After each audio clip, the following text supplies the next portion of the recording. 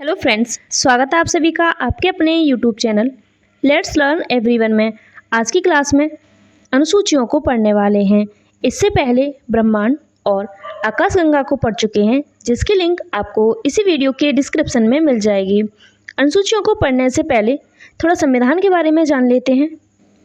संविधान हमारा भारतीय संविधान 26 नवंबर 1949 को बनकर तैयार हुआ था।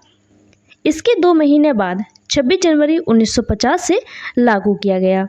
हमारे संविधान में 22 भाग हैं, 395 अनुच्छेद हैं तथा 12 अनुसूचियां हैं।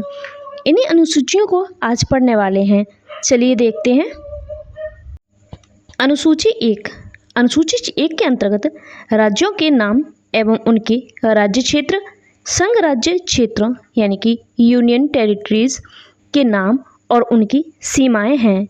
यानी कि जो अनुसूची 1 है उसमें राज्यों के नाम तथा राज्य क्षेत्र, संघ राज्य क्षेत्र, इनके नाम और उनकी सीमाओं का उल्लेख है।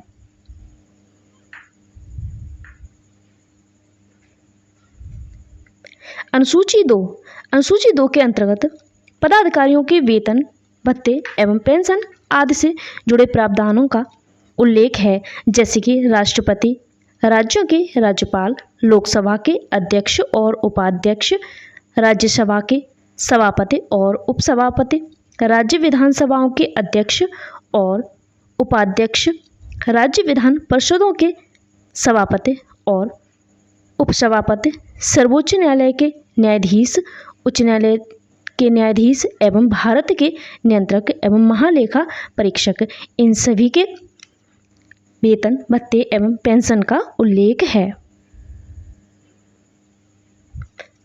अगली अनुसूची है अनुसूची 3।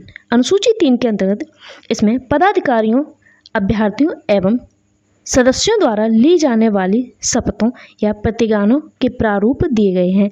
यानी कि जो अनुसूची 3 है इसके अंतर्गत पदाधिकारियों, अभ्यर्थियों एवं सदस्यों द्वारा ली जाने वाली शपथों का प्रारूप है। जैसे ये पदाधिकारी हैं संघ के मंत्री, संसद के चुनावों के अभ्यर्थी, संसद के सदस्य, सर्वोच्च न्यायालय के न्यायाधीश, भारत का नियंत्रक एवं महालेखा परीक्षक, राज्यों के मंत्री, राज्य विधानमंडल के चुनावों के अभ्यर्थी, राज्य विधानमंडल के सदस्य, उच्च न्यायालयों के न्यायाधीश, इन सभी पदाधिकारियों के शपथ एवं प्रतिज्ञान का प्रारूप है।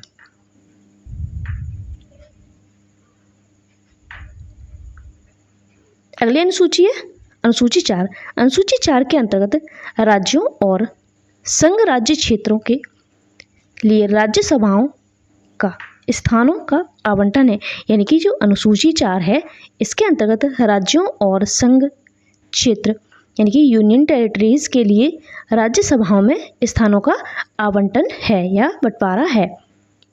अगली अनुसूची है अनुसूची 5। अनुसूची 5 के अंतर्गत अनुसूचित क्षेत्रों और अनुसूचित जनजातियों के प्रशासन तथा नियंत्रण से जुड़े प्रावधान हैं। यानी कि जो अनुसूची 5 है इसके अंतर्गत जो अनुसूचित क्षेत्र और अनुसूचित जनजाति हैं इनके प्रशासन और नियंत्रण से जुड़े प्रावधान हैं। अगली अनुसूची है अनुसूची 6। अनुसूची 6 के अंतर्गत असम, मेघालय, त्रिपुरा और मिजोरम राज्य के जनजातीय क्षेत्रों के प्रशासन के बारे में उपबंध है। यानी कि जो अनुसूची 6 है इसके अंतर्गत असम, मेघालय, त्रिपुरा और मिजोरम राज्य के जो जनजातीय क्षेत्र हैं उनके प्रशासन के बारे में उपबंध हैं। अगली अनुसूची है अनुसूची 7। इसमें जो अनुसूची 7 है इसमें संघ सूची, राज्य सूची तथा समवर्ती सूची में शामिल विषयों का उल्लेख है।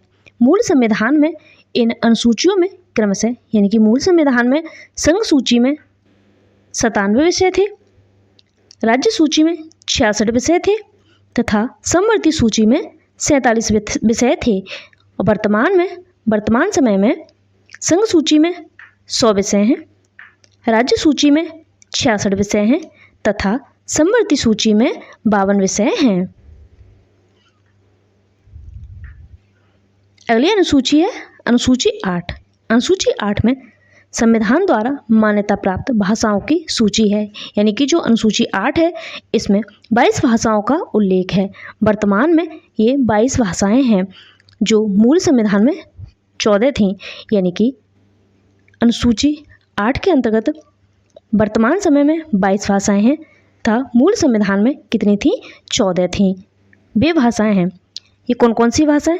तो 22 भाषाएं हैं असमिया, बांग्ला, बोडो, डोगरी, गुजराती, हिंदी, कन्नड़, कश्मीरी, कोंकणी, मैथिली, मलयालम, मणिपुरी, मराठी, नेपाली, उड़िया, पंजाबी, संस्कृत, संथाली, सिंधी, तमिल, तेलुगु तथा उर्दू। ये 22 भाषाएं अनुसूची 8 में सम्मिलित हैं। अगली अनुसूची है अनुसूची 9।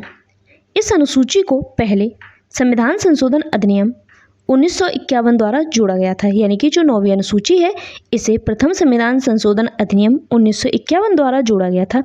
इसका उद्देश्य यह था, यानी कि इस अनुसूची का उद्देश्य यह था कि भूमि सुधारों तथा जमींदारी उन्मूलन के लिए बनाए जाने वाले अधिनियमों, नियमों, विनियमों आदि को न्यायालय के पुनर्लोकन की शक्ति से बाहर किया जा सके।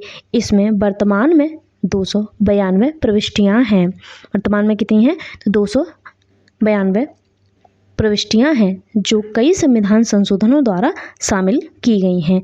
सर्वोच्च न्यायालय ने वामन राव के मामले 1981 में यह स्पष्ट कर दिया कि 24 अप्रैल 1973 के बाद, यानी कि केशवानंद भारतीय मामले निर्णय की तिथि के बाद 9वीं अनुसूची में शामिल किए जाने वाले अधिनियमों आदि की न्यायिक समीक्षा की जा सकती है। अगली अनुसूची है अनुसूची 10। इसमें दल बदल के आधार पर संसद और विधानसभा के सदस्यों को निरता से संबंधित उपबंध हैं। इस अनुसूची को 52वें संविधान संशोधन अधिनियम 1995 द्वारा जोड़ा गया था, यानी कि जो अनुसूची 10 है इसे 52वें संविधान संशोधन अधिनियम 1985 द्वारा जोड़ा गया था। 51वें संविधान संशोधन अधिनियम 2003 द्वारा इसमें संशोधन भी किए गए थे। इसे दल बदल विरोधी कानून भी कहा जाता है, यानी कि जो अनुसूची 10 है इसे दल बदल विरोधी कानून भी कहा जाता है। अगली अनुसूची अनुसूची 11। इसमें पंचायतों की शक्तियां व जिम्मेदारियां बताई गई हैं। इसमें 29 विषय हैं। इस अनुसूची को 73वें संविधान संशोधन अधिनियम 1992 द्वारा जोड़ा गया था। अगली अनुसूची है अनुसूची 12।